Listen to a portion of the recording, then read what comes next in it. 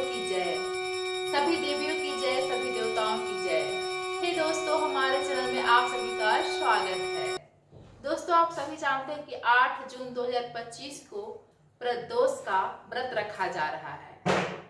प्रदोष व्रत बहुत ही धूमधाम से महिलाएं इसका व्रत रखती हैं, उपवास करती हैं, निर्जला उपवास करती हैं।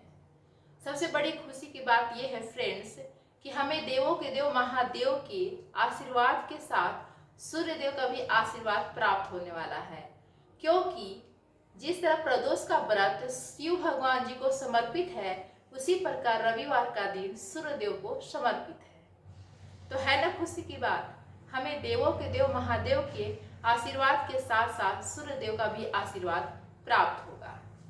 तो दोस्तों, चलिए हम जानते हैं कि प्रदोष का व्रत क्यों किया जाता है। दोस्तों, प्रदोष का व्रत इसलिए किया जाता है कि हमारे घर में सुख शांति बनी रहे, इसी प्रकार से कोई भी प्रॉब्लम ना आए, हमारे घर में सभी परिवार सुख शांति और स्वस्थ रहे, बीमारी हमारे घर से 100 कोस दूर रहे, दरिद्रता हमारे घर में वास ना करे, सुख समृद्धि बनी रहे, किसी प्रकार की आर्थिक तंगी ना हो, सभी प्रकार से खुशियां ही खुशियां हमारे घर में लहराती रहे, इसलिए प्रदोष का व्रत किया जाता है। तो दोस्तों, ये तो हो गया कि हम प्रदोष का व्रत क्यों रखते हैं। चलिए हम जानेंगे कि पूजा कैसे करते हैं और किस देवता की पूजा करते हैं। दोस्तों, चलिए जानते हैं। हम शाम को मंदिर जाते हैं, शाम को मंदिर जाने के बाद शिव भगवान जी की पूजा करते हैं, शिव भगवान जी के लिंग की पूजा करते हैं। उसके ऊपर हम जल, दूध, दही, शहद, धतूरा, फूल, बेलपत्र ये सब चढ़ाते हैं। भोग में प्रसाद में हलवा चढ़ाते हैं। शिव भगवान जी की पूजा करने के बाद पंडित जी से हम वहीं पे बैठकर कथा सुनते हैं। कथा सुनने के बाद हम अंतिम में उनकी आरती करते हैं शिव भगवान जी की, और फिर हम घर चले आते हैं। घर आने के बाद बहुत सी महिलाएं निर्जला व्रत रखती हैं, यानी कि 24 घंटे उपवास रखती हैं। कुछ महिलाएं पूजा करने के बाद जल ग्रहण कर लेती हैं, फल फूल खा लेती हैं। तो चलिए दोस्तों, ये तो पूजा की बात हो गई। अब हम प्रदोष व्रत की कथा सुनते हैं। एक समय की बात है, एक गांव में एक ब्राह्मण रहा करते थे। वे ब्राह्मण बहुत ही निर्धन थे, गांव के लोगों से मांग कर अन्न लाते थे और घर में पकाकर खाते थे। उनकी पत्नी थी और उनका एक बेटा था। घर की स्थिति बहुत ज्यादा बुरी थी, आर्थिक तंगी से जूझ रहे थे। लेकिन उनकी जो पत्नी थी, वे दिन रात पूजा पाठ में लगी रहती थी। वे व्रत त्योहार बहुत ही किया करती थी। धीरे धीरे उनका बेटा बड़ा हुआ। जब उनका बेटा बड़ा हुआ, वे चीजों को समझने लगा, देखने लगा, तो उसे अपने घर की आर्थिक स्थिति देखकर बहुत खराब लगा। उसे लगा कि मैं बड़ा हो चुका हूँ, मैं नगर जाऊंगा और कुछ पैसे कमाकर अपने पिताजी की मदद करूंगा, और इससे हमारे घर की आर्थिक स्थिति में सुधार आ जाएगी। ब्राह्मण का पुत्र घर से निकलता है माता पिता का आशीर्वाद लेकर के, और जैसे ही अपने गांव से बाहर जाता है तो कुछ जंगल पड़ता है। जंगल में लुटेरे उसके पास आते हैं और बोलते हैं, तुम मुझे अपने पिता का गुप्त धन बता दो तो मैं तुम्हें छोड़ दूंगा।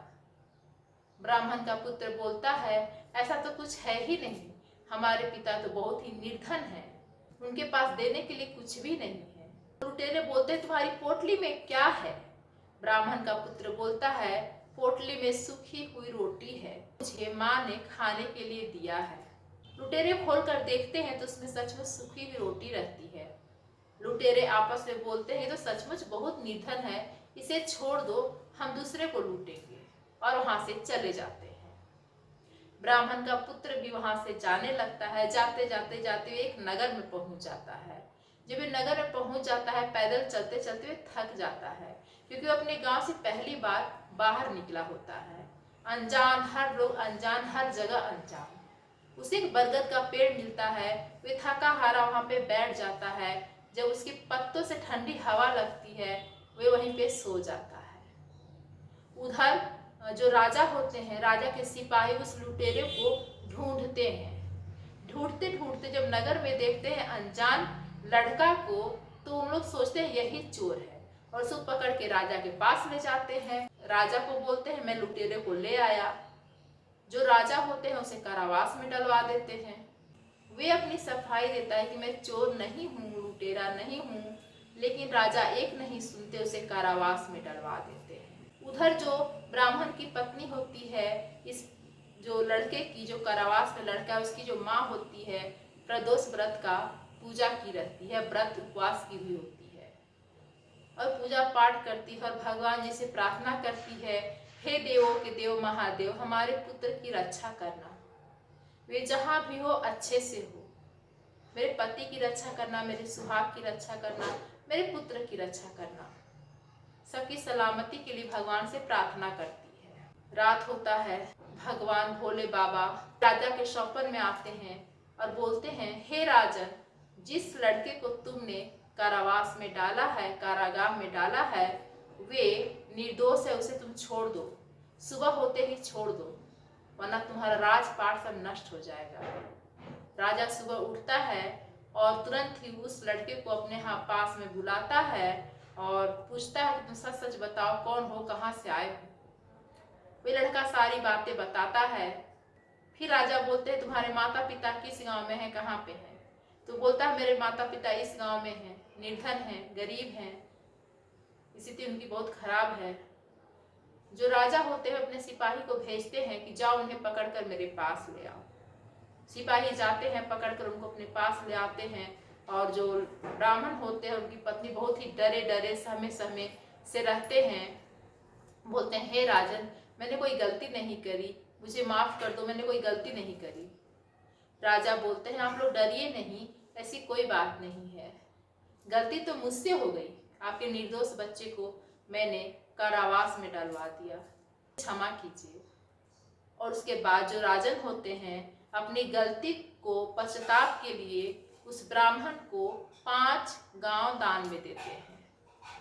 5 गांव जब दान में देते हैं तो ब्राह्मण और उनकी जो पत्नी होती है, उनका पुत्र होता है, सब बहुत खुश होते हैं और 5 गांव का मालिक बन जाते हैं और 5 गांव की देख रेख करते हुए उनका जीवन बहुत ही अच्छे से सुचारू रूप से चलने लगता है, बहुत खुश हो जाते हैं। तो दोस्तों, यही थी कथा। अब आप लोगों को कथा कैसी लगी हमें जरूर बताइएगा। देवों के देव महादेव सबकी इच्छाएं पूर्ति करते हैं। भोले बाबा की जय।